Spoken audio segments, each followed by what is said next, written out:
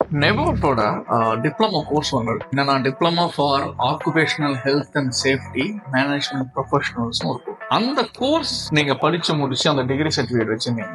அதோட பெனிஃபிட்ஸ் என்ன, இன்டர்நேஷனலா ப்ரொஃபஷனல் பாடியில எங்கெல்லாம் அதை ரெகக்னைஸ் பண்றாங்க, அந்த ரெகக்னேஷன் பத்தி தான் இந்த வீடியோல நம்ம பார்க்க போறோம். Welcome to Greenvale group channel. நான் உங்கள் ஜெய்.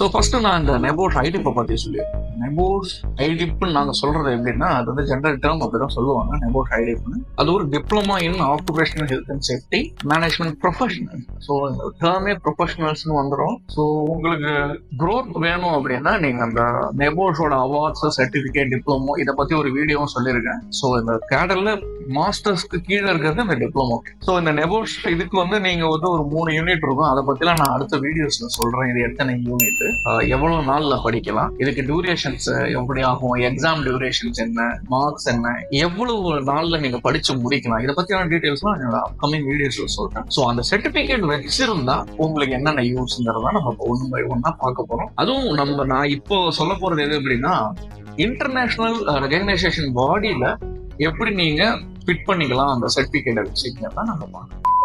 ஸோ நம்பர் 1, நெபோஷ் வந்து எந்த கண்ட்ரிங்கிறது ஃபர்ஸ்ட் நீங்க மைண்ட்ல வச்சீங்கன்னா, இது வந்து யூகே பேஸ்ட். ஸோ அவங்க யூகே பேஸ்ட்ல இருக்கிற ஹெல்த் அண்ட் சேஃப்டி ரிலேட்டடா அந்த சர்டிஃபிகேட் கோர்ஸ் வச்சிருக்காங்க. அதுல ஒரு டிகிரி சர்டிஃபிகேட், டிப்ளமோ சர்டிஃபிகேட் நீங்க வாங்கிருக்கீங்க. ஸோ இப்போ நான் எங்க டிராவல் பண்ண போறேன்னா கனடா. ஸோ கனடாக்குன்னு ஒரு ஹெல்த் அண்ட் சேஃப்டி போர்டுன்னு ஒன்று. ஸோ டெஃபினட்டா ஒவ்வொரு கண்ட்ரில இருக்கும். ஸோ அந்த கண்ட்ரில வந்து கனடால இருக்கு. ஸோ அது என்ன அப்படி சொல்லுவாங்க அப்படின்னு பாத்தீங்கன்னா BCRSP. ஸோ அதுதான் board of Canadian registered safety professionals. இந்த போர்டு தான் அவங்களோட சேஃப்டி ரிலேட்டட் இருக்கிற பர்சன்ஸ் எல்லாருமே அங்க அவங்க அக்ரிகேட் பண்ணிட்டு வச்சிருப்பாங்க.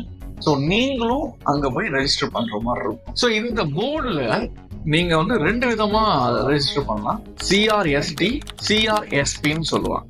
அதாவது என்ன CRST அப்படின்னா, கனடியன் ரெஜிஸ்டர் சேஃப்டி டெக்னீஷியன் அப்படின்னு ஒரு கேடர்ல நீங்க சர்டிபிகேட் ரெஜிஸ்டர் பண்ணிக்கலாம். ஸோ இன்னொன்னு என்னன்னா CRSP, Canadian register safety professional. So அது டெக்னீஷியன் லெவல்ல வரும், இது ப்ரொஃபஷனல் லெவல்ஸ்ல வரும். ஸோ இந்த 2 கேடர்ல நீங்க அந்த போர்டு கீழே நீங்க ரெஜிஸ்டர் பண்ணிக்கலாம். ஸோ இப்போ நீங்க யூகே போர்டுல நெபோஷ் போர்டுல ஐடிப் பண்ணிட்டீங்க. இப்போ உங்க கையில அந்த சர்டிபிகேட் இருக்கு. ஸோ நீங்க உங்க ஃபேமிலியோட கனடா போகணும்னு ஆசைப்படுறீங்க. ஸோ கனடால உங்களுக்கு ஒரு ஜாப் ஆப்பர்ச்சுனிட்டி கிடைக்குது. அங்க உங்க ஸ்டாண்டர்ட் இம்ப்ரூவ் பண்ணணும் அப்படின்னா, அதுவும் இந்த ஹெல்த் அண்ட் சேஃப்டி ரிலேட்டட்ல இருக்கிற ஒரு ஃபீல்ட்ல அப்படின்னா இந்த BCRSPங்கிற அந்த ஒரு போர்டு கீழே தான் ரெஜிஸ்டர் பண்ணி ஆகும். ஸோ அந்த சர்டிபிகேட் உங்கள்ட்ட இருக்கு.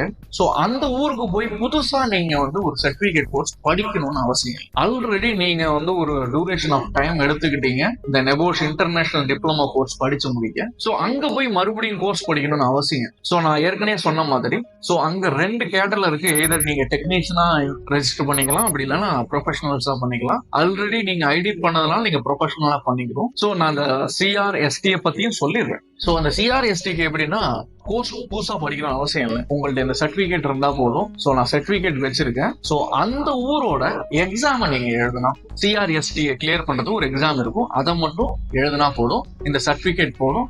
ஸோ ஒன்ஸ் நீங்க அந்த எக்ஸாமினேஷன் பாஸ் பண்ணிட்டீங்க வித் த நெபோஷ் ஐடிப் சர்டிபிகேட் அப்படின்னா 2த்தையும் மிங்கிள் பண்ணி ரெஜிஸ்டர் பண்ணி. ஸோ அப்போ என்ன ஆயிடுவீங்க நீங்க அப்படின்னா, சர்டிஃபைட் ரெஜிஸ்டர்ட் சேஃப்டி டெக்னீஷியன் ஆயிடுவீங்க கனடாவை பொறுத்த வரைக்கும். இது ஒரு டெக்னீஷியனா ரெஜிஸ்டர் பண்ணும். இதே நீங்க ஒரு ப்ரொஃபஷனலா ரெஜிஸ்டர் பண்ணா யூ ஆர் எலிஜிபிள். ஏன்னா நீங்க ஐடி கேடர் வச்சிருக்கீங்க. இப்போ CRST எப்ப ரெஜிஸ்டர் பண்ணணும்னு சொல்லிட்டேன். ஸோ நெக்ஸ்ட் இருக்கிறது CRSP, அதாவது கனடியன் ரெஜிஸ்டர் சேஃப்டி ப்ரொஃபஷனல்ஸ்.